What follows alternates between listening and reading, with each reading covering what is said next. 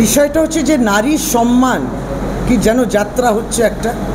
এই নারীর সম্মান বিজেপির মুখে বেমানান, কারণ বাংলার মামাটি মানুষ এবং মহিলারা তারা আর পাচ্ছেন না এই অপমানটা নিতে। প্রতিনিয়ত নারী বিদ্বেষ আর প্রতিনিয়ত নারীকে অপমান করা, বেইজ্জত করা।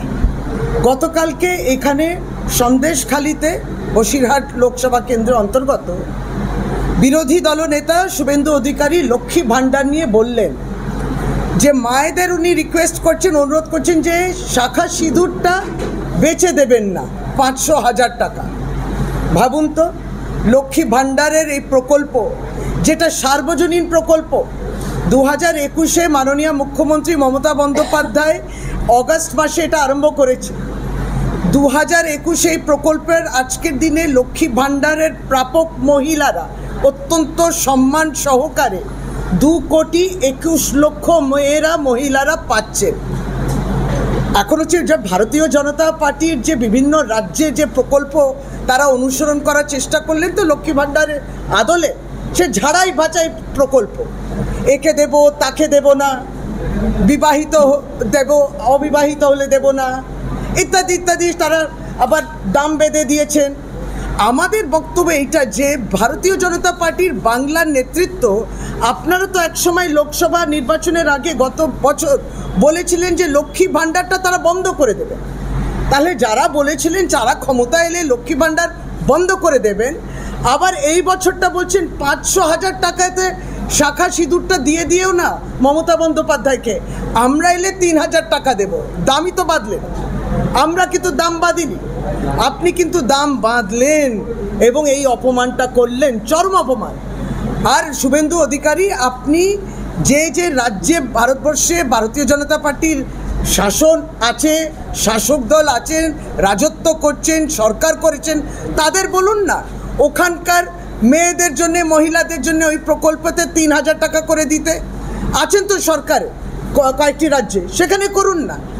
মহারাষ্ট্রতে তো প্রতিশ্রুতি দিলেন, একটা যোজনা বানালেন, তারপর যেই জিতে গেল বিজেপি সরকার হলো, ওখানকার উপভোক্তারা যারা মহিলারা পাবেন সে সংখ্যা কমতে লাগলো। 1-2 নয়, লক্ষ লক্ষ কমে গেল উপভোক্তারা। কারণ তারপরে মহারাষ্ট্র সরকার গঠিত হওয়ার পরে, বিজেপি সরকার গঠিত হওয়ার পরে আমলারা ভাবতে লাগলেন যে এই প্রকল্প চালাবো কী করে। এই মিথ্যা আপনারা নিজেরা যেখানে সরকার গঠন করেছেন মহারাষ্ট্র, দিল্লিতে ঝাড়াই বাছাই চলছে, সবাইকে দেবে না কিন্তু মহিলাদের তারা টাকা, সেখানেও আয়ের সীমাটা দেখছে। সুতরাং এইখানে বাংলার মাটিতে প্রথমে সিঁদুর এবং আমাদের চুড়ি আপনারা দাম বেঁধে দিচ্ছেন, আপনারা অপমান করছেন, তারপর কুৎসা করছেন, তারপর মিথ্যা বলছেন, প্রতিশ্রুতি দিচ্ছেন, কিন্তু তারপরে নিজেরা সেটা পালন করেন না যেখানে আপনাদের সরকার রয়েছে। আমাদের লক্ষ্মী ভাণ্ডার দিদি পরিবারের প্রত্যেকটি মহিলাকে দেবে এবং দিচ্ছেন। প্রত্যেকটি মহিলা নারী যে আছে 21 থেকে 60 বছর বয়সে, তারা কিন্তু লক্ষ্মী ভাণ্ডার পায়। আর শুভেন্দু বাবু, আপনি গতকালকে আপনার বক্তব্যে সিঁদুর এবং চুড়ি মহিলাদের বললেন 500,000 টাকাতে নিজেদেরকে সম্মানটা নিয়োজিত না করতে।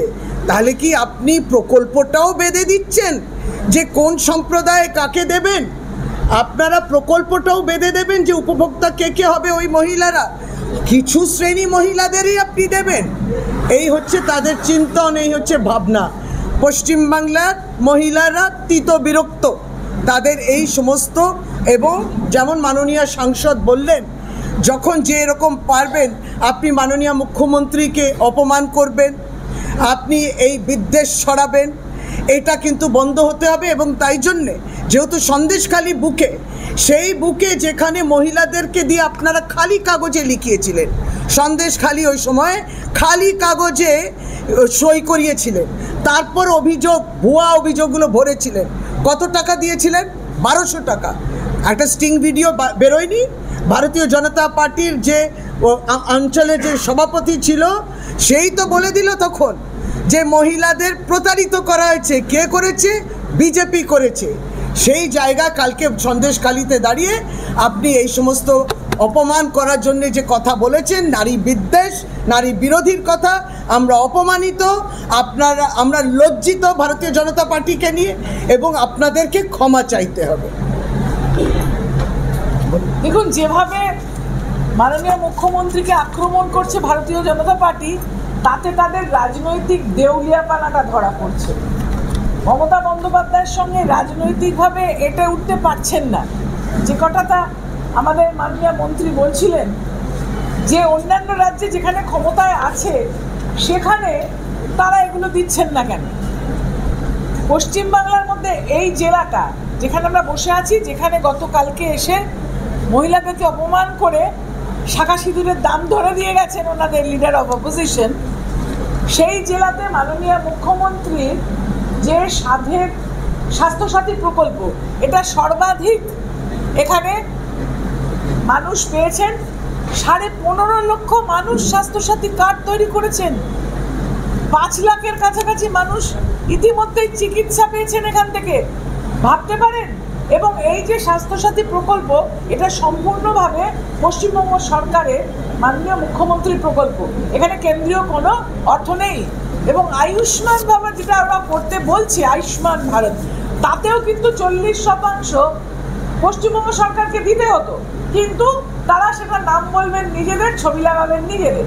আর মাননীয় মুখ্যমন্ত্রী বলেছেন, আমার দরকার নেই তোমাদের সহযোগিতা, আমি নিজে আমার রাজ্যবাসীর জন্য প্রকল্প চালু করব, আমি তার খরচ দেব।